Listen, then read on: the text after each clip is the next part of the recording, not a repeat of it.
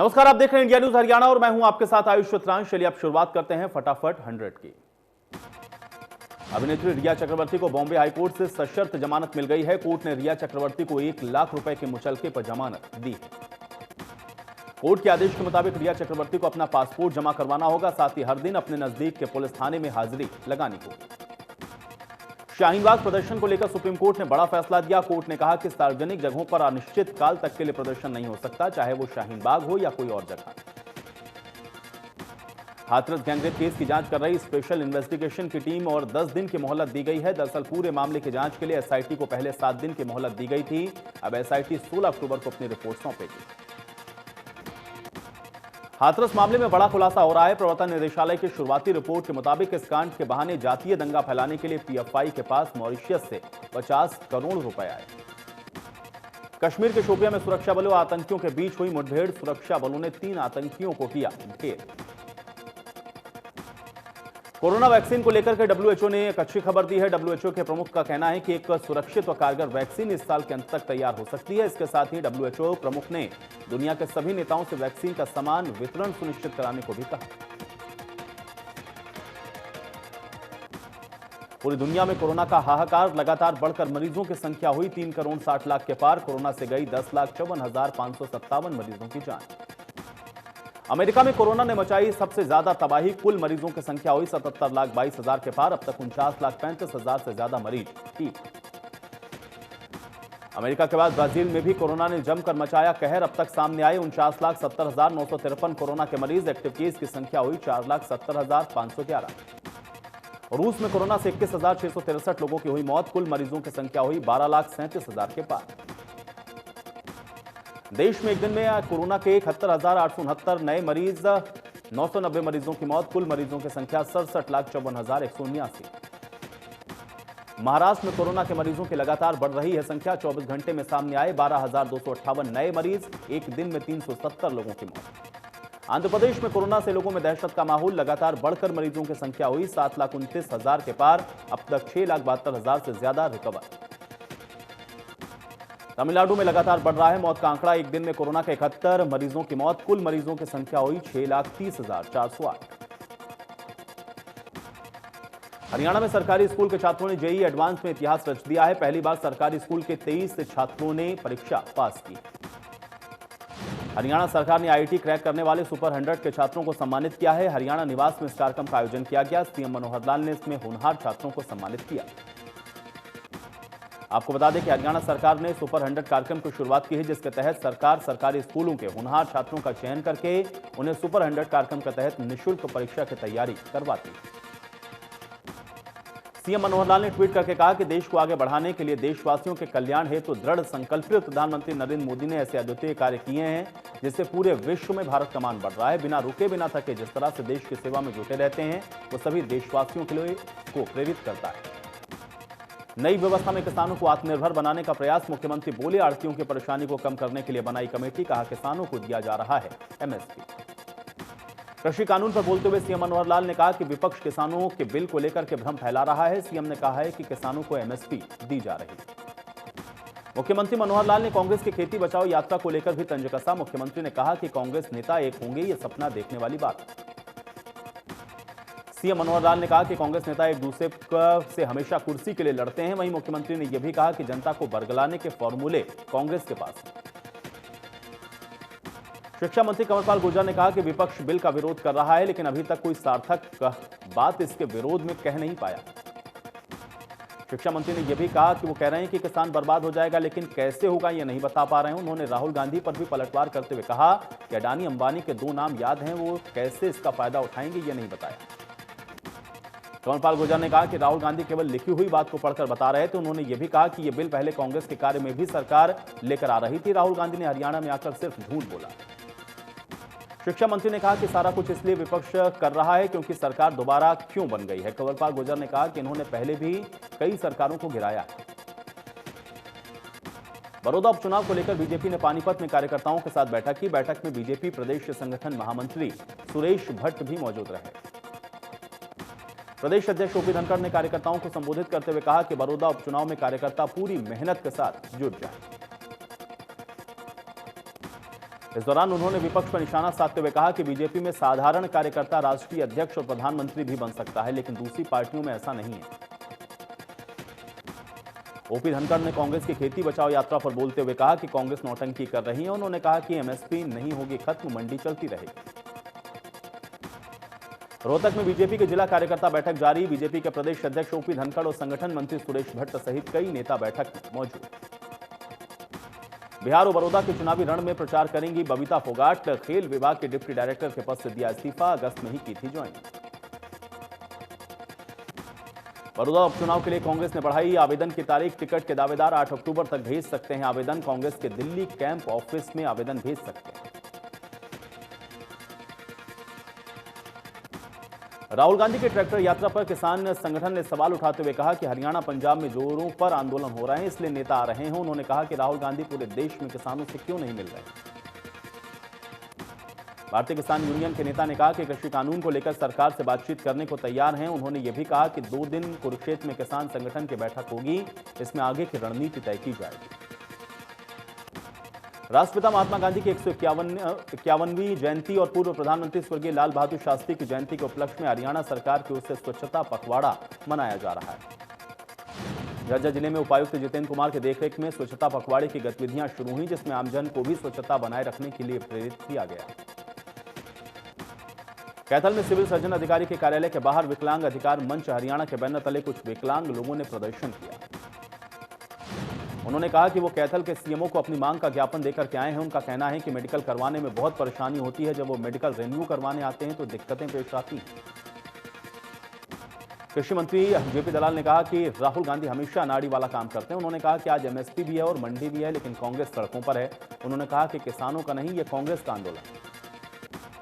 JP दलाल ने राहुल गांधी पर आरोप लगाते हुए कहा कि राहुल गांधी और उनकी पार्टी के लिए चीन से चंदा आता है और वहीं से उनके लिए लिखा हुआ भाषण आता है। दलाल ने यह भी कहा कि राहुल गांधी को हरियाणा की बजाय राजस्थान के किसानों की चिंता करनी चाहिए।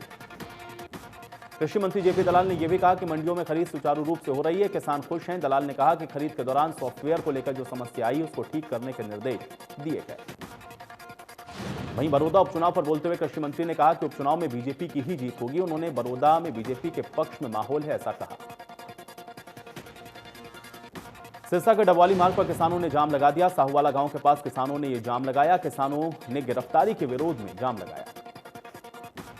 कृषि कानून के विरोध में धरनारत किसानों को पुलिस द्वारा हिरासत में लिए जाने के बाद पुलिस अधीक्षक भूपेंद्र सिंह मौका मुआयना करने पहुंचे। उन्होंने मौके पर मौजूद पुलिस बल को शांति व्यवस्था बनाए रखने और चौकस रहने के निर्देश दिए। वहीं पुलिस अधीक्षक भूपेंद्र सिंह ने कहा कि पुलिस ने प्रदर्शनकारियों का पूरा सहयोग किया है। बिना इजाजत के वो चौक पर धरना लगाकर बैठे थे। ट्रैफिक बाधित होने के चलते किसान को रोड खाली करने के निर्देश दिए गए, वो नहीं माने, उनको हिरासत में लिया गया। कुछ शरारती तत्वों ने माहौल को खराब किया है, ऐसे लोगों के खिलाफ मामला दर्ज किया गया है। फिलहाल मौके से 50 के करीब किसानों को हटाया गया है। शरारती तत्वों की पहचान हो गई है, इसके बाद उनकी गिरफ्तारी की जाएगी। गुरुग्राम जिला प्रशासन ने प्रदूषण नियंत्रण से चुनौती से निपटने के लिए प्रदूषण विभाग के अधिकारियों ने विभिन्न विभागों के अधिकारियों के साथ मिलकर एक एक्शन प्लान तैयार किया। इस एक्शन प्लान के तहत सभी विभागों को आने वाले समय में प्रदूषण पर नियंत्रण पाने के लिए कठोर नियम अपनाने की योजना बनाई गई है, जैसे कि कंस्ट्रक्शन एक्टिविटी पर बैन लगाना, गुरुग्राम से बाहर इलाकों में पराली जलाने पर नजर रखना और शहर में 3 व्हीलर जैसे वाहन से प्रदूषण पर कंट्रोल करना।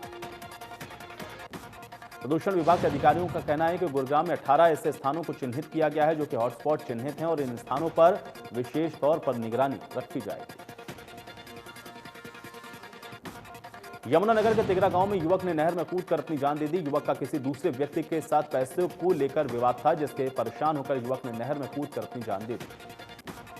नहर में युवक के डूबने का वीडियो अब सोशल मीडिया पर वायरल हुआ है। इसके परिवार को इसकी सूचना मिली। आमिर नहर में कूद गया है तो उसको बचाने का प्रयास भी किया गया, लेकिन सब असफल रहे। फरीदाबाद में सौतेले पिता की हैवानियत सामने आई है। दरअसल सौतेले पिता ने 5 साल के बच्चे को बीड़ी से जलाया, उसके बाद बेल्ट से उसकी पिटाई भी कर दी। बच्चे की मां भी इसमें शामिल। बच्चे के नाना को जब इसकी सूचना मिली तो उन्होंने पुलिस से इसकी शिकायत की, जिसके बाद पुलिस ने केस दर्ज करके मां बाप को गिरफ्तार किया है। बच्चे को अस्पताल में भर्ती करवाया गया। मामला बल्लभगढ़ के आदर्श नगर थाने का है। यह परिवार सुभाष नगर इलाके में रहता है। पति पत्नी दोनों की ही दूसरी शादी हुई है। महिला ने 5 साल के बच्चे को अपने पास रखा हुआ है, लेकिन उसको प्रताड़ित कर रही थी। गुरुग्राम में सीआरपीएफ कैंप कादीपुर में आरएएफ की 28वीं वार्षिक महोत्सव कार्यक्रम का आयोजन किया गया। इस कार्यक्रम में मुख्य अतिथि के रूप में केंद्रीय राज्य मंत्री नित्यानंद राय ने शिरकत की और सीआरपीएफ के जवानों का उत्साह बढ़ाया। उन्होंने इस मौके पर सीआरपीएफ के महानिदेशक को भी इस बात के लिए शुभकामनाएं दी कि इस तरह जवानों को तैयार किया गया है जो कि देश की आंतरिक सुरक्षा में अपना अहम योगदान रखते हैं। कोरोना वैश्विक महामारी के बाद त्योहारों के सीजन को देखते हुए रेवाड़ी में लंबे समय से बंद पड़ी रोडवेज की बसों के संचालन में जरूरत के अनुसार वृद्धि की जा रही है। इसी कड़ी में रेवाड़ी से चंडीगढ़ के लिए चौथी बस का संचालन भी किया गया है। तो वहीं दूसरी तरफ इनकम के मामले में रेवाड़ी रोडवेज प्रदेश में 5वें नंबर पर है, जो कि एक मिसाल है। मैनगढ़ स्थित थाने को गांव पाली में अस्थायी रूप से शिफ्ट करने के फैसले के खिलाफ विभिन्न गांवों के लोगों ने विरोध किया है। तहसीलदार के माध्यम से एक प्रतिनिधिमंडल ने ज्ञापन सौंपकर उनके गांव होने वाली असुविधाओं के बारे में अवगत करवाया। हांसी में बदमाशों का तांडव देखने को मिला है, जहां पे बदमाशों ने व्यापारी से 11 लाख रुपए लूटने के बाद व्यापारी को कार में जिंदा जला दिया। बता दें कि व्यापारी डाटा गांव का रहने वाला है। घटना से पहले व्यापारी राम हेर ने घर पर बात भी की थी। धान खरीदी को लेकर किसानों की समस्याएं कम होने का नाम नहीं ले रही हैं। खरीद एजेंसी हैफेड के कर्मचारी के न आने के चलते तीसरे दिन भी किसानों ने टोहाना फतेहाबाद रोड को जाम कर दिया था।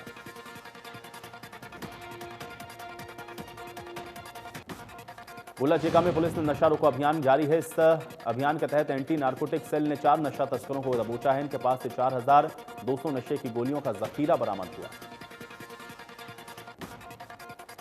पुलिस के मुताबिक हरियाणा पंजाब बॉर्डर पर नशा तस्करों पर लगाम लगाने के लिए 6 नाके लगाए गए।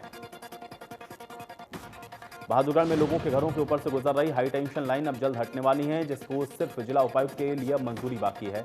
लाइन पान क्षेत्र के 6 फीडर से हाई टेंशन लाइन हटाने का खर्च 1,91,19,310 रुपए आना है।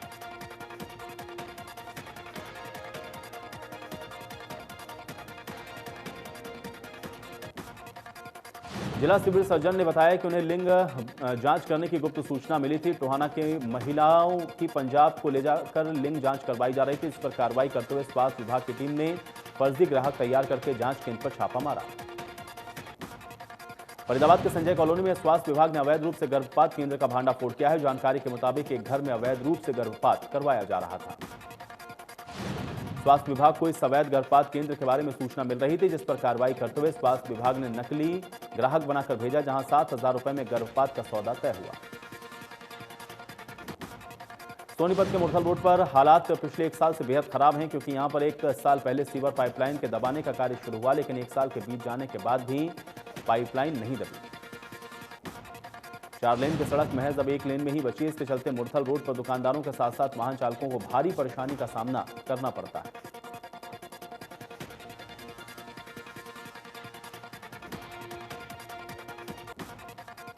सोनीपत के गांव गढ़ी हकीकत में पत्नी और युवक संग अवैध संबंध से परेशान एक व्यक्ति ने जहर खाकर आत्महत्या कर ली है। पुलिस ने मृतक के बेटे के बयान पर उसकी मां और युवक के खिलाफ केस दर्ज किया। कोसली के नया गांव मोड़ पर नायब तहसीलदार की मौजूदगी में डीटीपी विभाग ने 6 अवैध दुकानों पर कार्रवाई करते हुए पीला पंजा चलाकर उनको ध्वस्त कर दिया। इससे भूमाफियाओं में हड़कंप मचा हुआ है।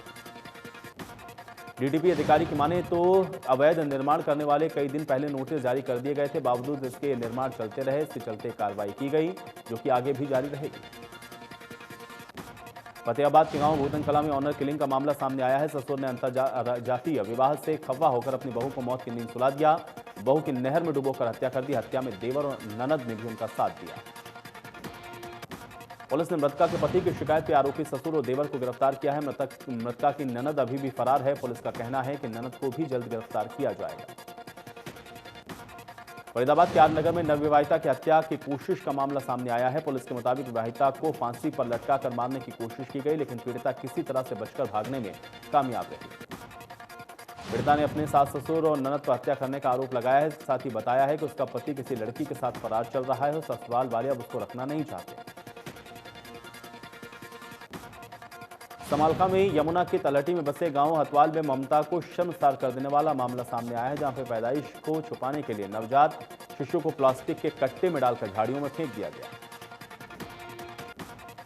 घटना पुलिस चौकी से चंद कदम की दूरी पर घटित हुई है। लोगों ने नवजात के रोने की आवाज सुनी तो सूचना पर पुलिस को बुलाया गया। पुलिस नवजात को अस्पताल लेकर गई, जहां उसकी स्वास्थ्य जांच की जा रही है।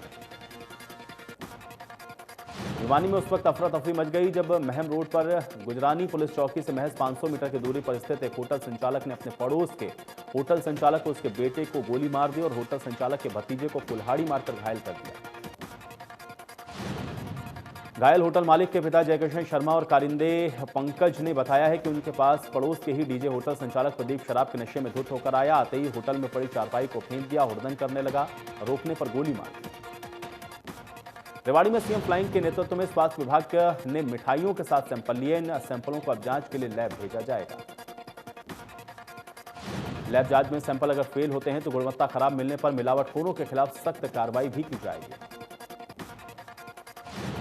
अमेजन प्राइम का most awaited web series Mirzapur 2 का ट्रेलर रिलीज हो गया है। एक्शन और इमोशन से भरपूर वेब सीरीज में पंकज त्रिपाठी, अली फजल, रसिका दुग्गल जैसे दमदार कलाकार नजर आएंगे। वेब सीरीज 23 अक्टूबर को अमेजन प्राइम पर रिलीज होगी। आलिया भट्ट की अपकमिंग फिल्म गंगूबाई काठियावाड़ी की शूटिंग शुरू हो गई है। फिल्म में आलिया गंगूबाई का किरदार निभाती हुई नजर आएंगे। फिल्म का निर्देशन संजय लीला भंसाली कर रहे हैं। हुसैन जैदी की लिखी किताब माफिया क्वींस ऑफ मुंबई पर बेस्ड है फिल्म। एक्टर संदीप धर और कोरियोग्राफर मेलविन लुइस का एक डांस वीडियो जमकर वायरल हो रहा है। वीडियो में संदीपा और मेलविन साथिया ये तूने क्या किया सॉन्ग पर डांस करते हुए नजर आ रहे हैं। प्रीति जिंटा का हाल ही में एक वीडियो खूब वायरल हो रहा है जिसमें एक्ट्रेस 2 चट्टान पर बैलेंस बनाकर पुशअप्स करती हुई दिख रही हैं। वीडियो में पुशअप्स करते हुए प्रीति जिंटा की लगन और उनका अंदाज वाकई लाजवाब। साउथ की फेमस एक्ट्रेस काजल अग्रवाल 30 अक्टूबर को बिजनेसमैन गौतम किचलू से शादी करेंगी। काजल अग्रवाल ने सोशल मीडिया पर एक पोस्ट के जरिए इस बात की जानकारी अपने फैंस को दी। एमएक्स प्लेयर की अपकमिंग वेब सीरीज हाई आज रिलीज हो चुकी है। इस वेब सीरीज में अक्षय ओबराय, श्वेता प्रसाद बसु जैसे सितारे नजर आए। फिल्म मलंग के सक्सेस के बाद मेकर्स ने मलंग का सीक्वल बनाने का ऐलान कर दिया है। फिल्म में आदित्य रॉय कपूर, दिशा पाटनी, अनिल कपूर जैसे सितारे नजर आएंगे। मलंग ओटीटी प्लेटफॉर्म पर रिलीज हुई जहां फिल्म को अपार सफलता मिली। साल 2009 में रिलीज हुई जेम्स कैमरून की ब्लॉकबस्टर फिल्म अवतार के सीक्वल को 2021 में रिलीज किया जाएगा। फिल्म अवतार ने वर्ल्ड वाइड बॉक्स ऑफिस पर कमाई के सभी रिकॉर्ड तोड़ दिए थे। शाहरुख खान की बेटी सुहाना खान अपनी फोटोज को लेकर हमेशा सुर्खियों में रहती हैं। हाल ही में सुहाना ने अपने इंस्टाग्राम अकाउंट पर अपनी लेटेस्ट फोटो को पोस्ट किया है जिसमें सुहाना खान का ग्लैमरस अंदाज देखने को मिल रहा है। Famous guitarist Eddie Van Halen का मंगलवार को कैंसर से निधन हो गया। बेटे वोल्फ वैन हेलन ने अपने ट्विटर अकाउंट पर पिता की एक फोटो को शेयर किया और लिखा, मुझे विश्वास नहीं हो रहा कि वो अब नहीं रहे।